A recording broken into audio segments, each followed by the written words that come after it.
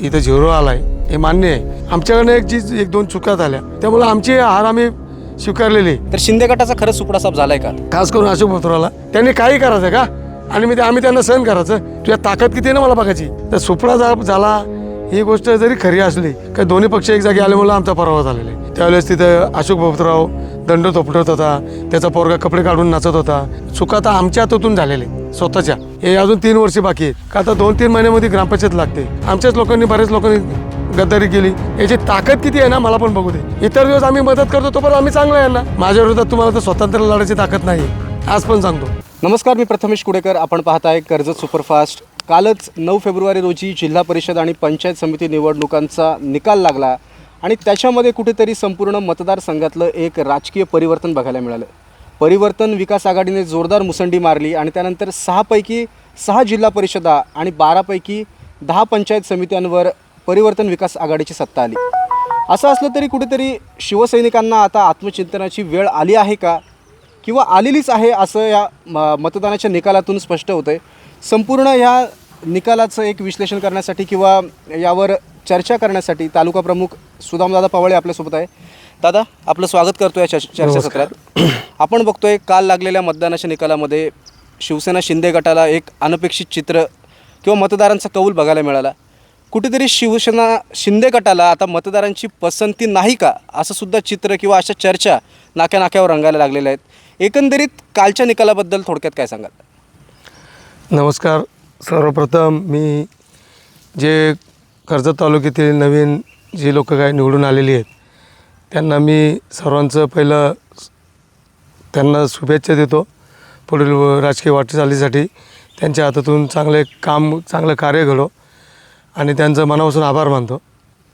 आता तुम्ही एक प्रश्न विचारला का बाबा शिंदे गटाला एकही जागा मिळाली नाही किंवा काही गोष्टी ज्या चर्चेत चालू आहेत त्याच्या संदर्भात बोलायचं म्हटलं तर एक विचार करायला लागेल का राष्ट्रवादी आणि उभाटा म्हणले 2 पक्ष एक जागी आलेले आहेत आणि दोन्ही पक्षांची ताकद भरपूर आहे. उभाटाची सुद्धा जवळजवळ 55,000 मतं जर का पकडली या विधानसभेला त्यातले 15,000 तिकडं सोडली खोपली साईडला आणि उरलेली मतांचा जर का हिशोब केला इकडे 40,000 ते 35,000 मतं इकडं राहतात. आणि मागच्या विधानसभेचा जर का अंदाज घेतला प्रत्येक जिल्हा परिषद वाईज तर प्रत्येक जिल्हा परिषद वाईज त्यांचा दोघांची जर का मतांची बेरीज केली तर ही आमच्यापेक्षा कमीत कमी 4-5 हजारांनी पुढं आहे प्रत्येक जिल्हा परिषदला. तर तसा जर का विचार केला तर आम्हाला निवडणूक लढवणं तसं सोपं नव्हतं, फार कठीण होतं. त्यामुळं हा रिझल्ट लागणं सहज शक्य होतं त्यांना. परंतु तुम्ही एक जर का अभ्यास केला का बाबा या चर्चा जे चालू आहेत का आता काही खेळांच्या अशा पण चर्चा चालू आहेत का पुढं काही खरं नाही अमुक तमुक, पण त्यांचा जर का एक मतांची टक्केवारी जर का बघितली आणि पूर्ण 6 जिल्हा परिषदची आकडेवारी तुम्ही जर का जमा केली तर ती जमतेम लीड जर का तुम्ही पकडलं तर जमतेम 11,000 ते 12,000 होतो आहे. त्याच्यावरती काय होत नाही. आणि 11-12,000 लीड जर का असेल तर तो इतक्या मोठ्या मतदारसंघात काही मोठा मानला जात नाही. हे एक तुम्ही लक्षात घेतलं पाहिजे. आणि राहिला विषय विजयाचा तर 2 पक्ष एक जागी आल्याच्या नंतर आम्ही तर सोबालावरती लढत होतो, एकटे लढत होतो. त्यामुळं दोन्ही पक्ष एक जागी आल्यानंतर त्यांना ती अपेक्षा होती त्याप्रमाणे त्यांना लोकांनी स्वीकारलं आहे आणि त्यांचा विजय झालेला आहे. परिवर्तन विकास आघाडीचं ज्यावेळी निवडणूक निकालात चित्र स्पष्ट झालं त्यांच्याकडे 6 जागा परिवर्तन विकास आघाडीने त्यांची सत्ता त्यांचा झेंडा फडकवला. त्याच्यानंतर या मतदारसंघातनं आम्ही शिंदे गटाचा सुपडा साफ केला आहे, आम्ही व्हाईट वॉश केला आहे असं वारंवार सांगितलं जाते. तर शिंदे गटाचा खरंच सुपडा साफ झाला आहे का?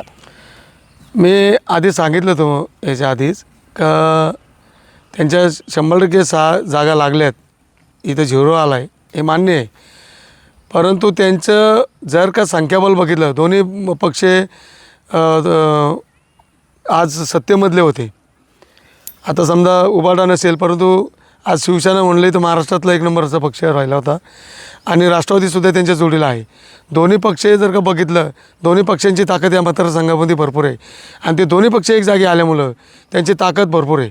तसं पाहिलं तर प्रत्येक ठिकाणी आता मी हेच सांगेल माझ्या कडाव जिल्हा परिषदला त्यांचा 4,500 मताचा लीड होता. दोघांचा जर का एक जागी पकडला तर तो त्यांचा 1500वरती येऊन बसला आहे. म्हणल्यावरती त्यांची मतं कमी झालेत, वाढली नाही. त्यांच्या सीट वाढले असतील पण मतदान त्यांचं कमी झालेलं आहे. हे पण त्यांनी सर्वांनी विचार केला पाहिजे.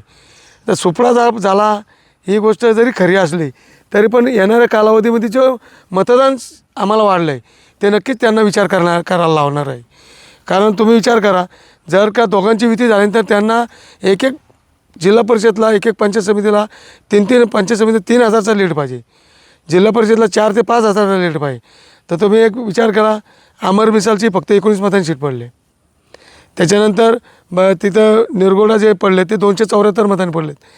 आणि त्याहून पुढं जाऊन सांगेल आमच्याकडनं एक दोन चुका झाल्या, त्या जर का झाल्या नसत्या तर आज आमचे कमीत कमी 3 जिल्हा परिषद सदस्य असते आणि 4 ते 5 पंचायत समितीचे सदस्य असते. परंतु आमची 1 ते 2 चुका झाल्यामुळं आम्हाला आज या लेवलला येऊन बसावं लागलेलं आहे. कुठेतरी दादा आपण बघतो की आमदार महेंद्र थोरवे यांच्या माध्यमातून चांगला विकास या मतदारसंघात होतोय. आमदारांनी 3,000 कोटींची कामं केलीत आणि शिवसैनिक त्याच बळावर आमदारांच्या त्या विकास कामाच्या जोरावर किंवा स्थानिक पातळीवर जो विकास झाला आहे त्याच्या जोरावर मतदारांकडे मतं मागत होती.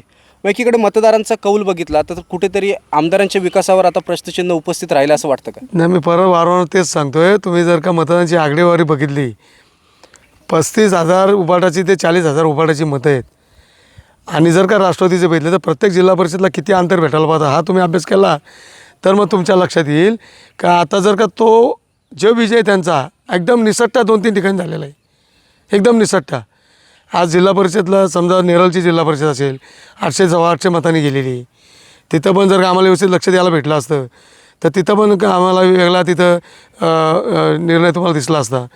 म्हणून सांगतो आहे का विकासावरती नाराजवर काही नाही, उलटा विकासाच्या जोरावरतीच एवढी मतं मिळालेली आहेत. हे एक तुम्ही मान्य केलं पाहिजे.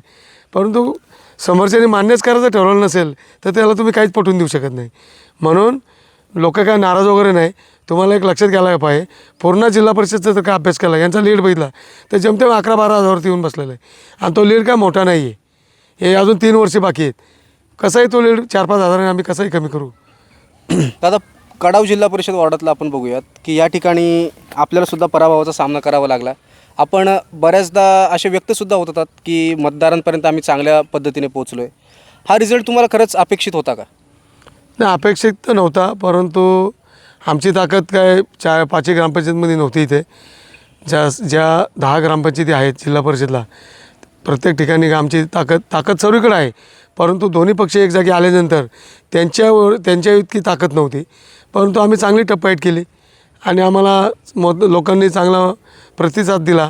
एवढं आम्हाला मतदान दिल्यामुळे आम्ही खरोखरच का बाबा आम्ही ज्या रेसमध्ये नव्हतो त्या रेसमध्ये आम्हाला लोकांनी आणून ठेवलं मतदारांनी. आता भविष्यात कुठेतरी आता प्रत्येक जिल्हा परिषद वॉर्ड असतील त्यामध्ये एक तालुका प्रमुख म्हणून आपण आता सगळ्यात महत्त्वाची पावलं राजकीयदृष्ट्या काय उचलणार आहेत? आता बघूया. समजा एक काय असतं, जेव्हा तुमचा पराभव होतो त्याची पूर्ण तुम्हाला शहानिशा करावी लागते, कशामुळं झाला. आता सर्वात महत्त्वाचा पराभव कशामुळं झाला हे खुल्लं दिसतं आम्हाला, का दोन्ही पक्ष एक जागी आल्यामुळं आमचा पराभव झालेला आहे. आम्ही कुठं कमी पडलो की आमच्या काही गोष्टी कार्यकर्त्यांनी कुठं चुकी केले असं तर कुठं आम्हाला दिसत नाही.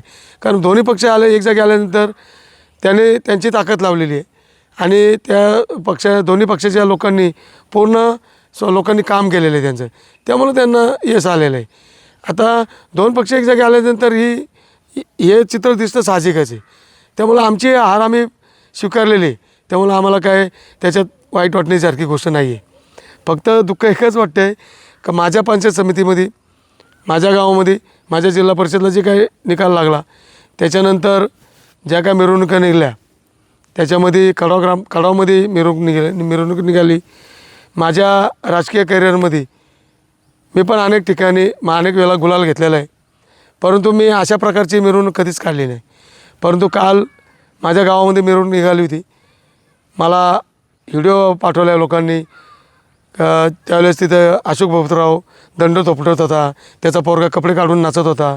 मग मी थोडा वेळ रिव्हर्सला आलो आणि मी विचार केला का कडाव ग्रामपंचायतला काय यांना लीड आहे का काय, म्हणून एवढं दंड थोपटतात, एवढे नाचतात. नंतर परत विचार केला का नाही, कडाव ग्रामपंचायतला आपलाच लीड आहे. मग मला हे सांगायचं आहे या लोकांना, खास करून अशोक बाबूरावला, का तुमचं आता वय झालेलं आहे, तुम्ही जाणकार लोक आहेत. याच्या आधी तुम्ही जर का विजय घेतला तर तुमच्या 2पेक्षा गुलाल जास्त मी घेतलेले आहेत, परंतु तुम्हाला माझा अतिरेक कुठंच दिसला नाही. 13च्या 13 सीट लावणारा मी आहे आणि ते पण माझ्या स्वतःच्या जीवावरती. तुम्ही तर अनेक लोकांना जमा करताय, 4-4 पक्ष एक जागी जमा करताय माझ्या विरोधात लढण्यासाठी. तेव्हा कुठं तुम्हाला यश मिळण्याचा कुठेतरी चान्सेस असतो. माझ्या विरोधात तुम्हाला तर स्वतंत्र लढायची ताकद नाही आहे, आज पण सांगतो. परंतु मी कधी मोठेपणा केला नाही. माझ्या 13च्या 13 सीट लागलेले आहेत, तरी पण मी असं कधी कुठं मिरवणूक काढली नाही, कुणाच्या दारात जाऊन फटाके वाजवले नाही. पण काल तुम्ही एक साईडला दंड थोपटताय, एक साईडला तुमचा मुलगा कपडे काढून नाचतोय, तुमचे जे बाकी सहकारी आहे तो इतर लोकांना शिवायगाली करतात. म्हणजे ही कुठली तुमची पद्धत आहे मिरवणूक काढण्याची? पराजय स्वीकारायचा पण असतो आणि विजय पण स्वीकारायचा असतो. ज्याच्यात ही धमक आहे ना तोच करणार राजकारणी असो. आणि मी येत्या 35 वर्षात ते दाखवून दिले. जिल्हा परिषद पण 3 वेळा माझ्या स्वतःच्या जीवावरती लावलेले आहेत. जेव्हा माझ्या ग्रामपंचायतला लीड भेटेल तेव्हा जिल्हा परिषद लागलेले आहेत आणि मी दाखवून दिलेले. ग्रामपंचायती पण अनेक वेळा लावल्या, माझ्या स्वतःच्या हिमतीवर लावल्यात आणि मी ते दाखवून दिल्यात का पराजय आणि विजय कसा स्वीकारायचा. 2019-20ला आता तुम्ही सगळ्या लोकांनी एक जागी घेतले, आमच्याच लोकांनी बऱ्याच लोकांनी गद्दारी केली. माझा थोड्या मताने इकडे तिकडे फरकाने सीट गेल्या तरी पण आम्ही स्वीकारला. आम्ही कुठंच अतिरेक केला नाही. तसं विजय ज्यावेळेला झाला त्यावेळेस पण आम्ही कुठं अतिरेक केला नाही, कुणाला दुखवलं नाही. आम्ही आपली मिरवणूक असेल, माझी इकडं जागा आहे, इकडून आम्ही बसायचो, इकडं आम्ही काय असेल ते सगळं करायचो, पण गावात कुठं अतिरेक केला नाही. पण काल यांनी अक्षरशः यांच्या 2 व्हीलर फिरवत होत्या सर्वीकडे, कोण नावाने शिवा देत होतं, कोण आम्हाला त्यांना उत्तर देतं नाही होतं. पण आम्ही बोलतो चला करू दे माझा प्रत्येकाला, पण हे कुठेतरी थांबलं पाहिजे आणि हे कोणी थांबवलं पाहिजे? ही जी प्रमुख लोक आहेत यांनी थांबवलं पाहिजे. परंतु हेच माजल्यासारखं काल करत होते, त्यामुळं कुठेतरी चुकीचं वाटलं. आणि बऱ्याच लोकांचा गैरसमज आहे का सुदाम पवारच्या घरामध्ये सीट दिली आणि त्याची ताकद वाढली अमुक तमुक. तर हे अशोक भोपत्राचं कायम राजकारण राहिलेलंच आहे. त्यांनी कधी कुणाच्या घरात वादिवाद लावायचा सोडलेला नाही. प्रत्येक ठिकाणी तो वादिवाद लावत आलेला नाही माणूस. मी एक मागची एक गोष्ट सांगेल, 2020ची त्यांच्याच राष्ट्रवादीचा एक युवक माझ्याकडनं फॉर्म भरत होता ग्रामपंचायतचा, परंतु मला कोणतरी येऊन सांगितलं त्यांच्या घरात भानगडी होतील. मी 1 मिनटात त्या माणसाला सांगितलं बाबा तुझ्या घरात भानगडी होत असतील तर तू आमच्याकडनं नाही पाहिजे. ही माझी भूमिका आहे. कारण ग्रामपंचायत ही ग्राउंड लेवलला लढली जाते आणि आपल्यामुळं कुणाच्या घरात वाद नाही लागला पाहिजे. पण भोपतराव ही फॅमिली अशी आहे ती कायम वादिवाद लावत असते आणि त्यांनी ते काम केलेलं आहे. आणि माझे जे भावकीतला काही लोकांना असं वाटत असेल का तो मोठा आहे, काहीतरी त्याचं काम काहीतरी मोठं आहे आणि सर्वांना माहिती आहे ते व्यक्ती काय आहे. अक्षरशः आज परत गावात बाहेर तर सोडा, गावात कुणाला त्या माणसाने चहा पाजला नसेल. याही जर का खरोखरच योगदान दिलं असतं जिल्हा परिषदला पंचायत समितीच्या सीटला आणि जल्लोष केला असता तर मी यांची पाठ पडली असती. पण हे पूर्ण मार खाल्ले तिथे येई आणि हे जल्लोष करतात. आणि मी स्वागत करतो ना, तुम्ही निवडून आलेत, नक्कीच आम्हाला तुमची बाबा तुम्हाला आमचे शुभेच्छा आहेत, त्याबद्दल आम्ही कुठं नाराज नाही. परंतु हे जे अशा पद्धतीने करतात तर मी एक नक्की चॅलेंज करेल आणि विनंती करेल का आता 2-3 महिन्यामध्ये ग्रामपंचायत लागते. या चेतन पवारला मी कधीच बोललो नव्हतो, मागे तो बराच बोलला होता, मी याला उत्तर पण दिलं नव्हतं कारण मी त्याला कधी मोठा समजलंच नाही. आज जो निवडून आला आहे तो लोकांच्या जीवावरती आला आहे. हे आयजीच्या जीवा बायजी उधार झालेली यांची. म्हणून याला मी सांगेल आता 2 महिन्यात ग्रामपंचायत आले, भोपतरावला बाजूला ठेव, भोपतरावला पण सांगतो तुझ्या पण सीट उभ्या कर, माझ्या पण करतो आणि या चेतन पवारला पण उभा राहते तिथे एक कुठल्या तरी वार्डात आणि याला याचं डिपॉझिट वाचवते. याची ताकद किती आहे ना मला पण बघू दे. हा लोकांना एवढं दंड थोपटून सांगतो ना, 2 महिन्यात ग्रामपंचायत आले, कुठल्या तरी वार्डात तू सांगशील त्या वार्डात उभा राहा आणि तू सांगशील त्या पोराला मी तुझ्या पोराला उभा करतो. त्याच्यापेक्षा तू 5 मतं जास्त घेऊन दाखव किंवा तुझं डिपॉझिट वाचून दाखव, मी गुलाम राहील किंवा राजकारण सोडून देईन. आज मी इथं शब्द देतो. आणि राहिला हे जे काही गोष्टी माझ्या विरोधात चालल्यात, माझ्या विरोधात बराचसा प्रचार चुकीचा चालवला आहे. काहीतरी एक व्हिडिओ क्लिप बनवले, कोणतरी त्याच्यामध्ये बोलतो आहे का सुदाम पवार असा बोलला का हे 4 चेतन पवार 2 आग्र्यांना माकडांना घेऊन फिरतो आहे. अरे कशाला एखाद्याच्या तोंडात टाकता? मी संयमी राजकारणी आहे, मी संयम पाळणारा राजकारणी आहे. हे असलं धंदा मी नाही करणार. तुमच्या पाठीचे भोपतराव ना त्याला ती सवय, तो करतो हे धंदे आणि त्याने जे पुढं बांगुल हे पुढं पांगोला असेल म्हणून माझ्या अर्काला बदनाम करायचं काम करू नका. मी परत एकदा सांगतो, मी आज पण छातीडून सांगतो, जर का माझा विरोध असेल काहीच समाजाला तर मी आज नावं घेतो मुद्दाम. आज आगरी समाजाचे अनेक लोक कडामध्ये राहतात. आज मोडक म्हणून आहेत, त्यांना माझ्या हातातून घरपट्टी गेलेली. हरिभाऊ धुले आहेत, त्यांना बऱ्याच ठिकाणी त्यांनी प्रॉपर्टी घेतल्यात. मीच माझ्या ग्रामपंचायतमध्ये काम करून दिलेलं आहे. जो अंकुश बदे आज माझ्या विरोधात रात्रंदिवस फिरतो आहे, त्याने अनेक प्रॉपर्ट्या काढामध्ये घेतल्यात. त्याचा 1 रुपया नाही घेता त्याच्या प्रॉपर्ट्या मी नाव करून दिलेले. माली असतील, बारशी असतील, अनेक आगरी समाजाची लोक आहेत आणि त्यांना आज पण विचारा, या घरपट्ट्या मी 1 रुपया नाही घेता दिलेले आहेत. आज पण चांद्याच्या इथं RCC काम चालू आहे, पलीगड चालू आहेत. आज ते माझ्या जीवा चालू आहेत. अक्षरशः मी या लोकांना सहकार्य करतो आहे आणि माझ्या नावाने बोंबा उठवतात, सुदाम पावले आग्रा समाजानं मग विरोध करतो आहे. मग हे कसं काय? आज सर्वांना विचारा ना, ज्यांना विरोध करतो आहे त्यांचं काहीतरी चुकत असेल ना काळामध्ये. त्यांनी काही करायचं का आणि आम्ही त्यांना सहन करायचं? आज अंकुश बदे माझ्या विरोधात काम करतो सगळीकडे, त्याला विचारा ना, मी त्याला का माझ्या विरोधात काम करतो ते माझ्या समोर बसवा. मग त्यांनी केलेलं काम समजेल तुम्हाला काय काम केलं ते. मग त्यांनी केलेली कामं त्यांनी केलेली पापं आम्ही झाकून ठेवायची का? मग हे लक्षात सर्वांच्या आलं पाहिजे. आणि मग हे लोक तुम्हाला समाजावरती नेणार. इतर दिवस आम्ही मदत करतो तोपर्यंत आम्ही चांगलं यांना, आणि जेव्हा विरोध करतो का तर हे वाईट काम केल्याच्यानंतर विरोध केला का आम्ही वाईट. म्हणून विनंती करतो आहे का मला बदनाम करायचं काम तुम्ही करू नका. हे बरंच ठिकाणी केलेलं आहे आणि हे राजकीय पोली भाजण्याचा प्रयत्न करत होते. पण माझ्या पाठी अजून परत जे काय आगरी समाजाचे लोक आहेत, संभा कांबरे असतील, बरीच आहेत, त्यांना विचारा ना माझं वागणं काय. आज माझ्या रोज रस्त्यावरती संभा कांबरेचं घर आहे. आज कधी पण आम्ही बसतो एक जागी, त्यांनी सांगावं ना मी कधी त्याची वाईट वागलो.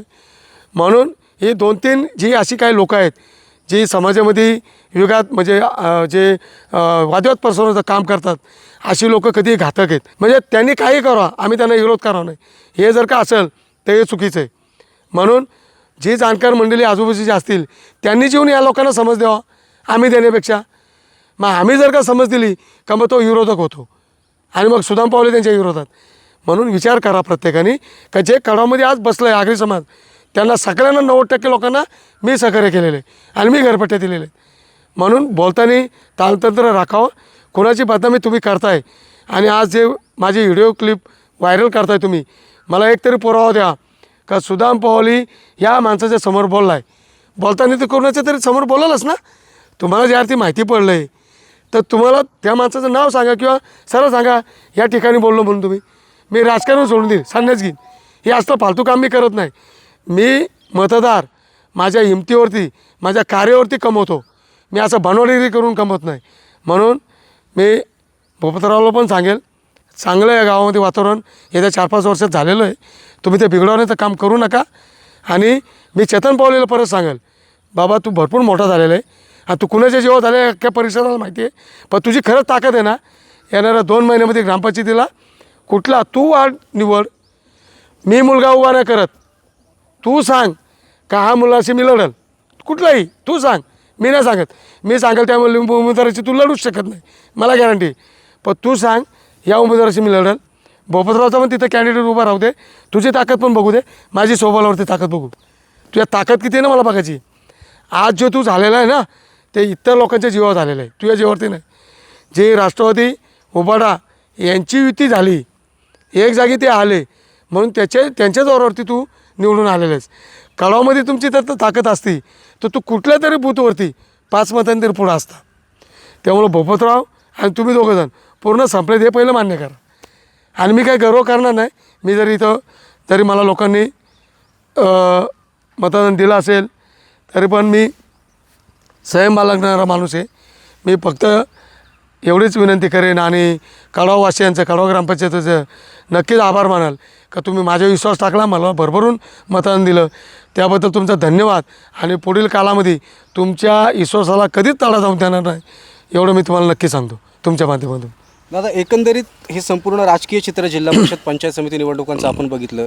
जे पराभवाचा सामना तर शिवसेना शिंदे गटाला काही कारणांमुळे करावा लागतोय, तर याच्यावर एक तालुका प्रमुख म्हणून सगळ्या कार्यकर्त्यांना एकत्र घेऊन आमदारांशी कधी काही चर्चा किंवा काही बैठका होणार आहेत का? 100% होणार आहेत ना. आजच बोलणं झालेलं आहे, परंतु काही कारणास्तव आमदार बाहेर आहेत, त्यामुळं मी ती काय भेट घेतली नाही.